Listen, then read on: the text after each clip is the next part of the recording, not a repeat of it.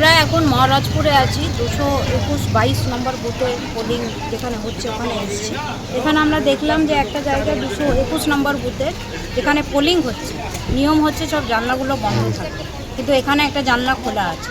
আমি সেক্টর অফিসারকে ফোন করে কমপ্লেন করলাম যে ইমিডিয়েটলি যাতে ব্যবস্থা নেওয়া। কি কারণে জানলা খোলা কিছু বলুন? এনারা বলছেন নাকি ভেতর থেকে যেটা শুনলাম যে লাইটের নাকি অসুবিধা আছে, কিন্তু প্রসেসে যেটা আছে যে জানলাগুলো বন্ধ থাকে, লাইটের ব্যবস্থা নেই কোনো। বাইরে থেকে তো সব দেখা যাচ্ছে। বাইরে থেকে সব দেখা যাচ্ছে, আমি সেটাই কমপ্লেন করি।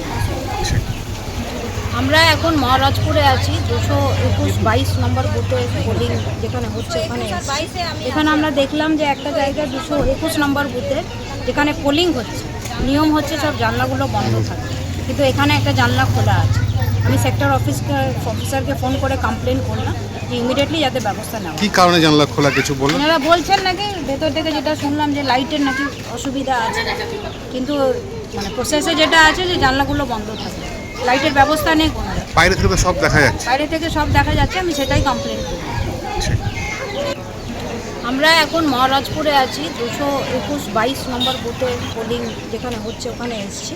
এখানে আমরা দেখলাম যে একটা জায়গায় 221 নম্বর বুথে যেখানে পোলিং হচ্ছে নিয়ম হচ্ছে সব জানলাগুলো বন্ধ থাকে, কিন্তু এখানে একটা জানলা খোলা আছে।